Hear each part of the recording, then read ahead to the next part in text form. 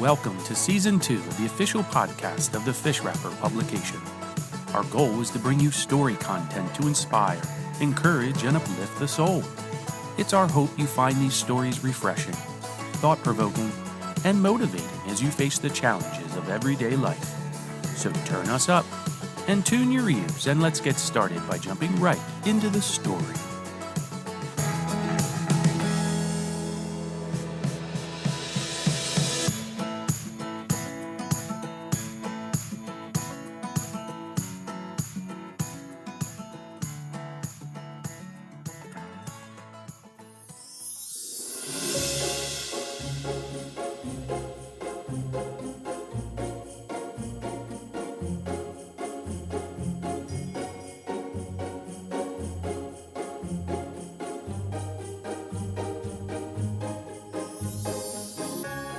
Clorinda's Gifts by Lucy Maud Montgomery. Read by Kirsten Bayshore. It is a dreadful thing to be poor a fortnight before Christmas, said Clorinda, with the mournful sigh of 17 years. Aunt Emmy smiled. Aunt Emmy was 60 and spent the hours she didn't spend in a bed, on a sofa, or in a wheelchair, but Aunt Emmy was never heard to sigh. "I suppose it is worse then than at any other time," she admitted. That was one of the nice things about Aunt Emmy. She always sympathized and understood. "I'm worse than poor this Christmas. I'm stony broke," said Clorinda dolefully. "My spell of fever in the summer and the consequent doctor's bills have cleaned out my coffers completely. Not a single Christmas present can I give, and I did so want to give some little thing to each of my dearest people. But I simply can't afford it. That's the hateful, ugly truth." Clorinda sighed again. "The gifts which money can purchase are not the only ones we can give," said Aunt Emmy gently. "Nor the best, either." "Oh, I know it's nicer to give something of your own work," agreed Clorinda. "But materials for fancy work cost too. That kind of gift is just as much out of the question for me as any other." "That was not what I meant," said Aunt Emmy. "What did you mean then?" asked Clorinda, looking quite puzzled. Aunt Emmy smiled. "Suppose you think out my meaning for yourself," she said. "That would be better than if I explained it. Besides, I don't think I could explain it. Take the beautiful line of a beautiful poem to help you in your thinking out. The gift without the giver is bare." "I'd put it the other way and say the giver without the gift is bare," said Clorinda with a grimace. "That is my predicament exactly. Well, I hope by next Christmas I'll not be quite bankrupt. I'm going into Mr. Callender's store down at Murraybridge in February.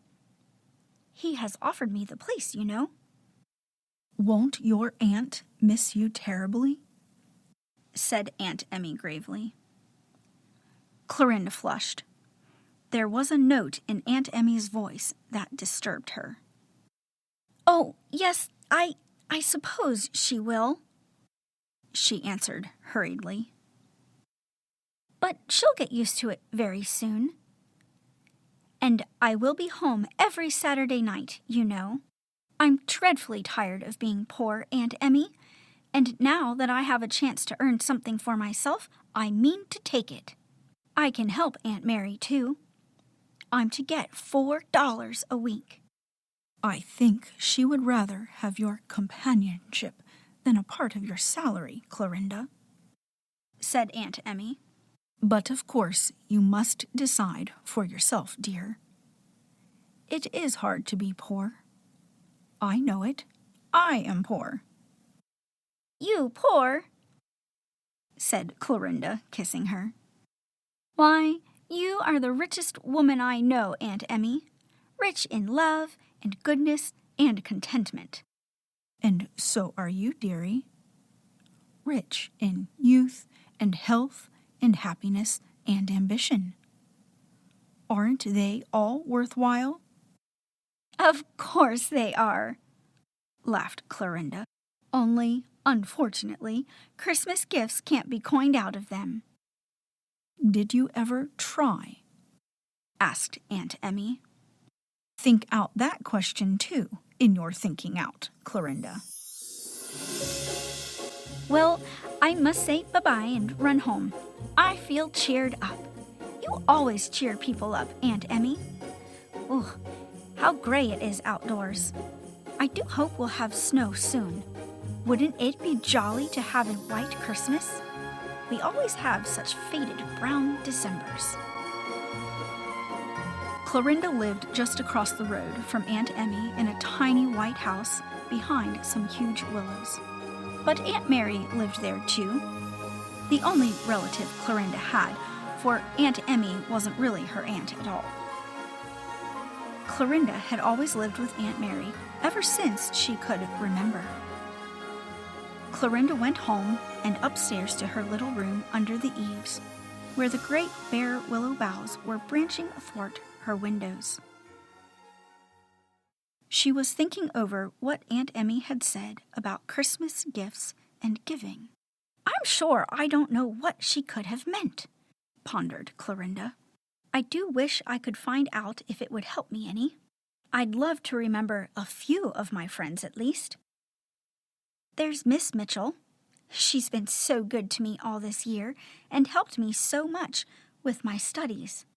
And there's Mrs. Martin out in Manitoba.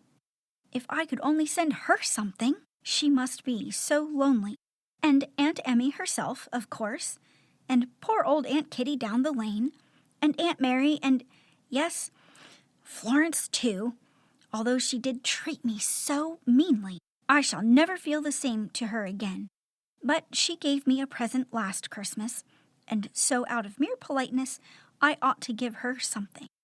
Clorinda stopped short suddenly. She had just remembered that she would not have liked to say that last sentence to Aunt Emmy. Therefore, there was something wrong about it. Clorinda had long ago learned that there was sure to be something wrong in anything that could not be said to Aunt Emmy, so she stopped to think it over.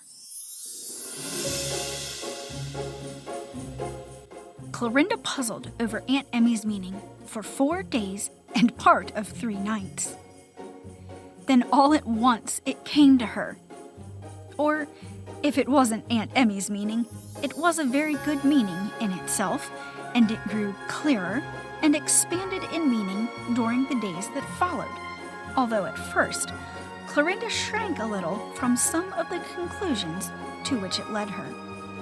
"I've solved the problem of my Christmas giving for this year," she told Aunt Emmy. "I have some things to give after all, some of them quite costly too. That is, they will cost me something, but I know I'll be better off and richer after I've paid the price. I'll explain all about it to you on Christmas Day."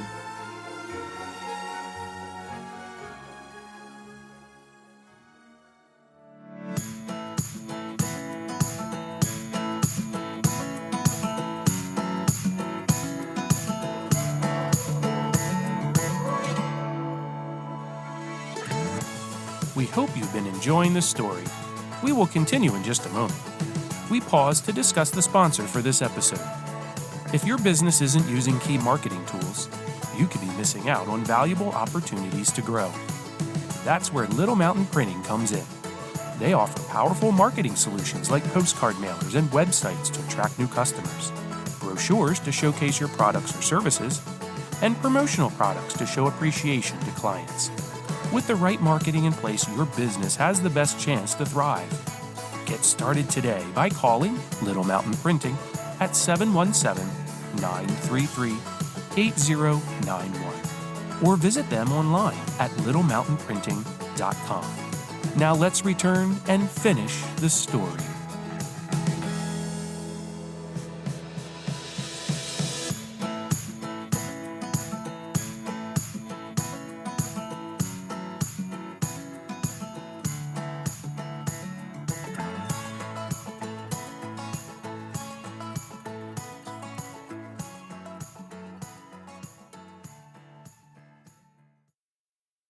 On Christmas Day, Clorinda went over to Aunt Emmy's.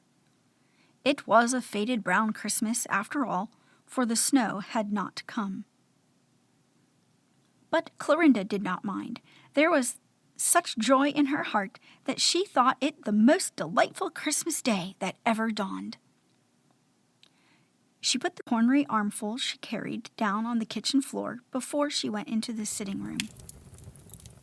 Aunt Emmy was lying on the sofa before the fire, and Clorinda sat down beside her. "I've come to tell you all about it," she said. Aunt Emmy patted the hand that was in her own. "From your face, dear girl, it will be pleasant hearing and telling," she said. "Aunt Emmy, I thought for days over your meaning, thought until I was dizzy. And then one evening it just came to me, without any thinking at all, and I knew that I could give some gifts after all. I thought of something new every day for a week. At first, I didn't think I could give some of them, and then I thought how selfish I was. I would have been willing to pay any amount of money for gifts, if I had had it, but I wasn't willing to pay what I had. Now I'm going to tell you what I did give. First, there was my teacher, Miss Mitchell. I gave her one of Father's books. I have so many of his, so that I wouldn't miss one. But still, it was one I loved very much, and so I felt that love made it worthwhile. That is, I felt that on second thought. At first, Aunt Emmy, I thought I would be ashamed to offer Miss Mitchell a shabby old book, worn with much reading and all marked over with Father's notes and pencilings. I was afraid she would think it queer of me to give her such a present. And yet, somehow it seemed to me that it was better than something brand new and unmellowed. That old book which Father had loved and which I loved. So I gave it to her, and she understood. I think it pleased her so much, the real meaning in it. She said it was like being given something out of another's heart and life. Then you know Mrs. Martin. Last year she was Miss Hope, my dear Sunday school teacher. She married a home missionary, and they are in a lonely part of the West. Well, I wrote her a letter. Not just an ordinary letter, dear me, no. I took a whole day to write it. And you should have seen the postmistress's eyes stick out when I mailed it. I just told her everything that had happened in Greendale since she went away. I made it as newsy and cheerful and loving as I possibly could. Everything bright and funny I could think of went into it. The next was old Aunt Kitty. You know she was my nurse when I was a baby, and she's very fond of me. But, well, you know Aunt Emmy, I'm ashamed to confess it, but really I've never found Aunt Kitty very entertaining, to put it mildly. She is always glad when I go to see her, but I've never gone except when I couldn't help it. She is very deaf and rather dull and plain, you know. Well, I gave her a whole day. I took my knitting yesterday and sat with her the whole time and just talked and talked. I told her all the Greenvale news and gossip and everything else I thought she'd like to hear. She was so pleased and proud. She told me when I came away that she hadn't had such a nice time for years.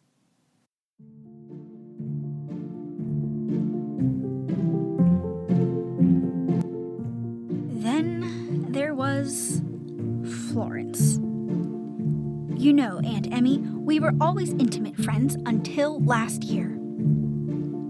Then Florence once told Rose Watson something I had told her in confidence. I found it out and I was so hurt. I couldn't forgive Florence, and I told her plainly I could never be a real friend to her again. Florence felt badly, because she really did love me, and she asked me to forgive her, but it seemed as if I couldn't. Well, Aunt Emmy, that was my Christmas gift to her, my forgiveness. I went down last night and just put my arms around her and told her that I loved her as much as ever and wanted to be real close friends again. I gave Aunt Mary her gift this morning. I told her I wasn't going to Murray Bridge after all, that I just meant to stay home with her. She was so glad, and I'm glad too, now that I've decided so. Your gifts have been real gifts, Clorinda, said Aunt Emmy. Something of you, the best of you, went into each of them. Clorinda went out and brought her cornery armful in. I didn't forget you, Aunt Emmy, she said as she unpinned the paper. There was a rosebush, Clorinda's own pet rosebush, all snowed over with fragrant blossoms.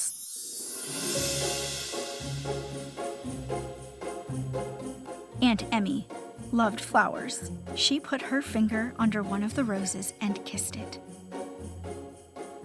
It's as sweet as yourself, dear child, she said tenderly, and it will be a joy to me all through the lonely winter days. You've found out the best meaning of Christmas giving, haven't you, dear? Yes, thanks to you, Aunt Emmy, said Clorinda softly. The end.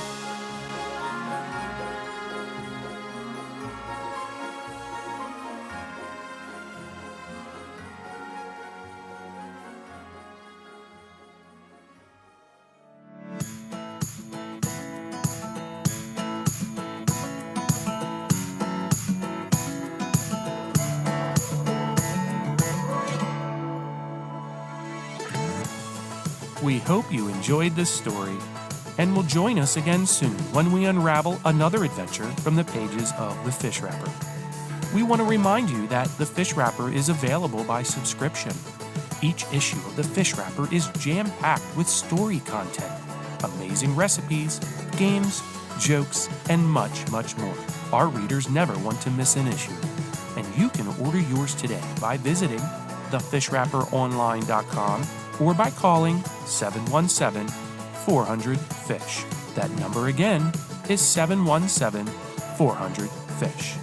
We encourage you to like and subscribe to this podcast, ensuring that you never miss a new episode.